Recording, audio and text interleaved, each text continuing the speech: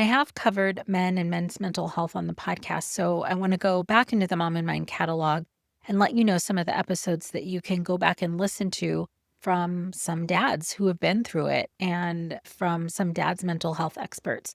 I'm just going from most recent episode on down the list. Episode 345, A New Father's Experience Through His Wife's Postpartum Psychosis with Tony Pacitti.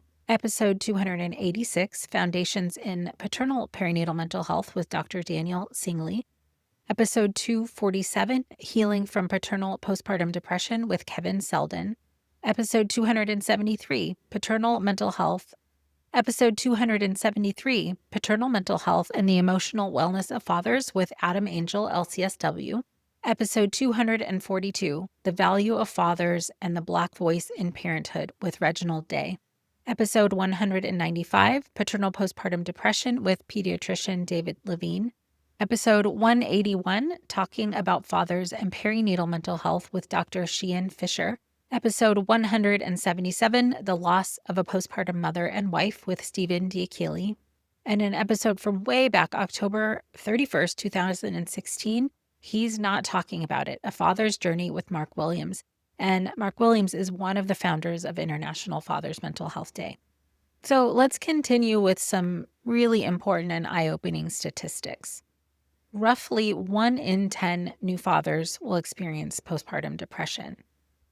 It's more than you would maybe assume. Just if, somebody were to ask you how many dads suffer from postpartum depression, a lot of people would say none, but the reality is that quite a few do. But what is also important to note is that number, that 1 in 10, rises to 1 in 2. That's 50% when their partner is also experiencing postpartum depression. They are more likely to experience their own perinatal mental health condition if their partner is also experiencing one. And anxiety is also really common. Men can also experience symptoms of anxiety, intrusive thoughts, natal period. There are certainly fathers who've experienced trauma related to birth when they've seen their wife and partner go through a traumatic experience. They've witnessed this themselves, or there's been a near miss and near loss of their partner, or emergencies happening with the baby. There's no doubt that if there's trauma that has happened, that in some way, even if it's not like a clinical PTSD diagnosis, that the father isn't going through something. And sometimes in like heterosexual couples, if mom has experienced a near miss or she's had a medical emergency, a lot of the decision making and care and caregiving goes to the shoulders of the father, and he doesn't necessarily have the support of the mom and the partner to be going through these early days of having a new baby.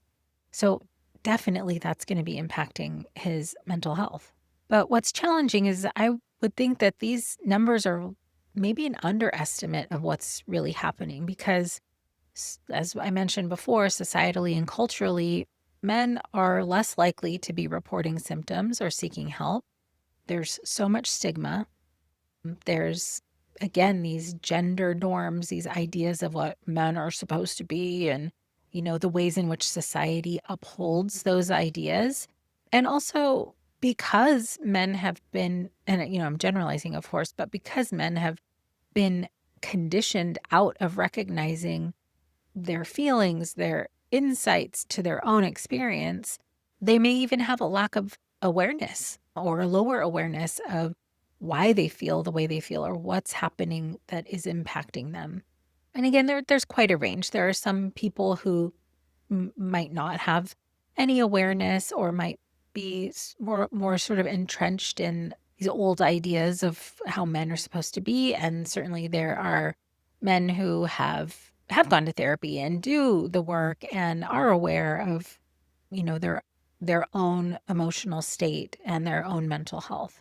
But even for men who are on that kind of end of the range, there could be men around them who belittle feelings or who are telling them certain things about how men should or shouldn't be. And it might even be hard to share how they feel with men around them. So it can still feel isolating, even if somebody is aware of what's going on for them, even if a dad is aware that there is something not quite right about how they feel and their mental health.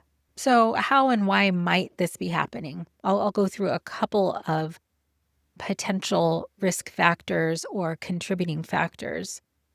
As I mentioned before, partner's mental health makes a difference. If mom or partner is dealing with a perinatal mental health challenge, then dad's risk increases up to 50%. He's up to 50% more likely.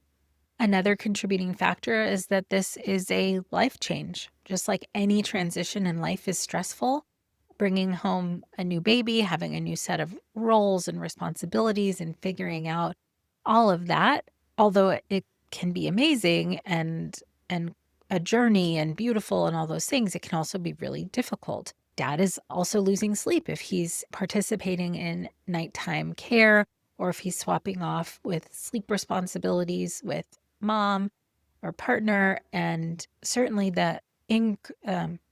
certainly the reduction of sleep and the increase in stress can be a contributing factor. Another possibility is that sometimes dads and fathers feel excluded from caregiving or potentially even disconnected from baby in those early days.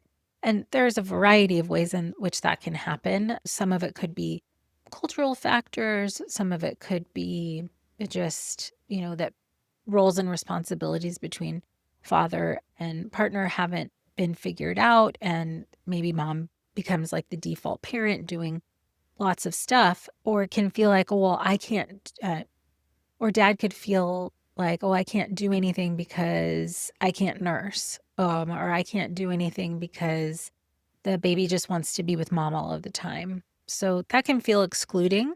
And sometimes people don't know how to include themselves or how to think through what are the possibilities of things that they could do in a caregiving role to be part of the process. And that can come just from like socialization. If somebody hasn't been around kids or babies and they don't really know what's needed, it can be hard to figure that out. There could also be relationship strain. The adjustment to parenting and to parenthood is challenging. It can cause conflict. It can cause emotional distance. There can be arguments. There can be disagreements on how to do things. And sometimes there can be a feeling of separation and distance just because, let's say, mom is staying home with baby and dad is going back to work. The partners are now living very different lives, and the opportunities for connection are less. And there's, a sort of ships passing in the night pattern that can take place where you're just doing different things at different times, or one person is taking care of the baby most of the time and then just needs to like check out. Baby's passed over to dad when they get home, and the finding time to connect just gets strained. Another component that it's a risk factor for everyone is a history of mental health challenges like depression or anxiety or trauma or substance use or any of those things. If you have those in your history, no matter who you are, that puts you at a higher risk of developing a perinatal mental health condition at any point in the process, through conception, through a loss, through birth, through pregnancy and postpartum. And then, of course, this is not an exhaustive list, but we talked a little bit before about the societal expectations on men and boys and fathers to stay strong and push through and not talk about their feelings. Or if they have to sort of like be strong because their wife or partner is going through something, it can feel like they're holding things together. And oftentimes when like mom or partner starts to feel better, then dad's experience starts to show up a little bit more, almost like they had to hold it together until their wife was feeling better. And then when there's space to like feel your feelings, then they can come out. But it's not always that they're coming out in ways that are clear to him or her or whoever. it can be a silent experience. It can be internal. It can be hard to express anger, irritability, sadness, anxiety. It can be hard to say, I'm not okay. I'm not feeling right. I don't feel like myself. I need help and I want help. And these are things that are hard for a lot of people to say. But when you have all these other layers of stuff that they get in the way of expressing those feelings, then it's just that much more likely that dad or that father isn't going to feel comfortable to get the help that he needs and deserves. And some of the challenges lie outside directly of the dad or the mom or the family structure. It lies out in society. As I said, of course, there's this whole, let me just restart that whole thing. And as I alluded to before, some of the challenges are just societal.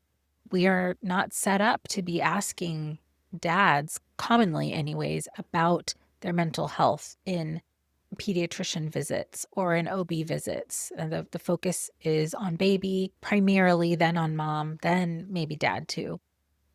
It really needs to be part of the conversation in any kind of care in the OB office or in the pediatrician office. If we're screening moms and we're screening birthing folks, we should be screening dads. And sometimes dads are just seen as like, there to support mom, but not being really asked how they are doing. Like, how are you really doing? How is this transition really impacting you? And, it could be fine. It could be great. That's definitely a thing that's out there. People do feel fine and great. But it could be that they're not doing all that well. And even if somebody doesn't feel comfortable or safe or whatever to answer honestly, in those moments, like in the pediatrician's office or at the OB office, or even if you're a friend asking them, asking the question is still important. Just because men or boys have been conditioned to not talk about their feelings doesn't mean we shouldn't ask them about it. Doesn't mean we shouldn't be paying attention to it. It's even more important. And even asking that question, like, how are you really doing? As I said, if they're not answering you directly, that could plant a seed or a thought for them to think about how they're doing, to self-reflect, to ponder it. Or it could like elicit an emotional response, something that's like, oh, I'm not going to say how I feel, but oh, I just felt something right there. Like that can be an internal experience that could raise a question for them to think about and reflect on.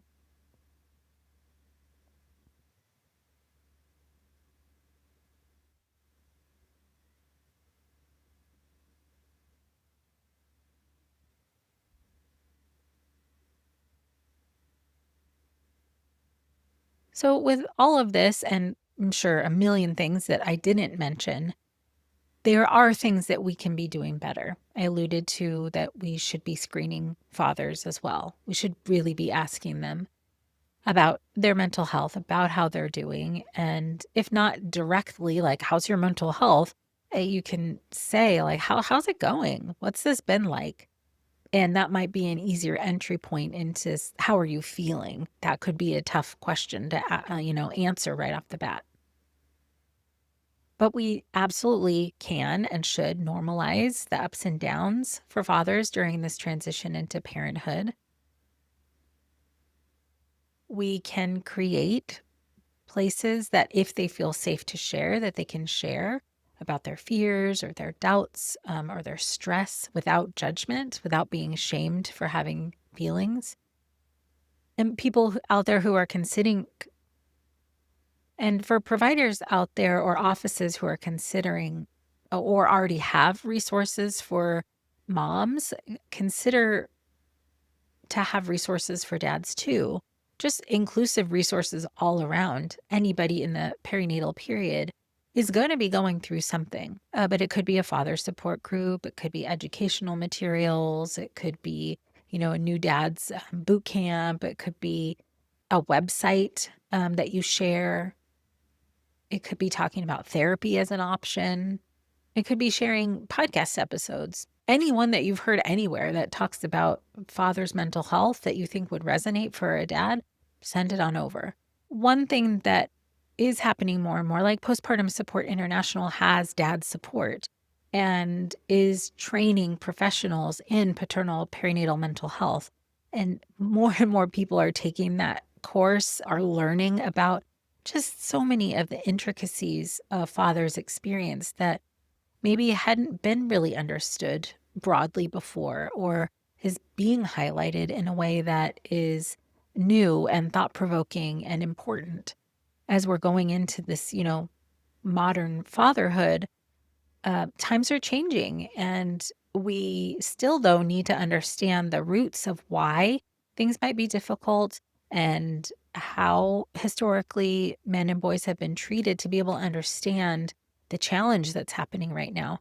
Dads in the more recent modern parenthood, I don't know, in the last 15 plus years at least, are parenting in a way that they were not parented on the whole.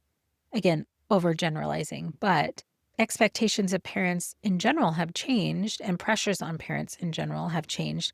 But on fathers are being asked to do more and be more involved and be co-parents, be co-partners in a way that like 30, 40, 50 years ago, it wasn't as much of a thing or wasn't a thing at all. So it's really hard to figure out how to parent in this more modern way, as I called it, when you don't have that as an example, when you weren't parented that way, and you're learning a whole new skill set and trying to be quote unquote better than your parents were. I mean, we're all trying to do that, like improve upon things and do better now that we know better, that kind of stuff. But without a community, without people to talk with, without places to like reflect with other dads, without a ton of resources, it's hard to do that. It's hard to make that change. It's hard to know, like, am I doing this right? Is this how it's supposed to be? So having supports for dads and fathers to be able to talk about this is really important. And more places are recognizing the importance of this and providing those resources. And one thing that I really like to do with couples is support them to have a way to talk about their experience together. So if there's a lot of logistical stuff that needs to be figured out between two parents, bringing a new baby into the world, and that is important. Those are important discussions. But also just being able to check in with each other, like, how are you doing? How are we doing? I feel disconnected from you. Just being able to say those kinds of things and even just give a nod to like, hey, we're still here is important.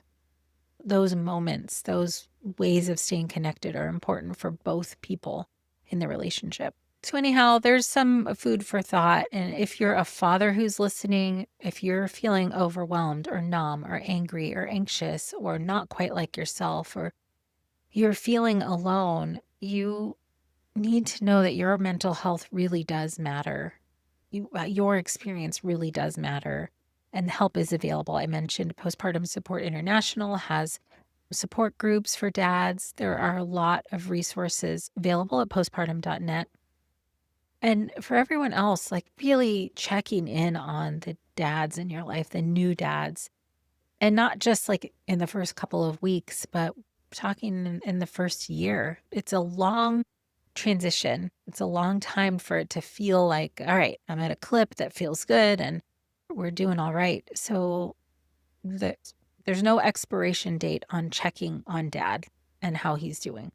And with all of us pitching in and raising awareness and acknowledging that paternal perinatal mental health is important, making it more visible, understanding that it's valued and that we're supporting father's mental health as a part of the perinatal conversation will really go a long way. So if this has resonated for you, if you know somebody who would benefit from hearing this episode or any of the episodes I mentioned before, we'll have those listed in the show notes, or you can scroll through the Mom and Mind podcasts and find the episodes that work for you, share them, and let people know, hey, did you know that there's an International Father's Mental Health Day? Well, yep, there is. And people are talking about it, and it's important. And if you haven't yet, go on over to wellmindperinatal.com. You'll see a little pop-up that can get you signed up for my newsletter that gets sent out every week so that you can stay informed on the episodes that are coming out. And I thank you so much for being with me. Until next time.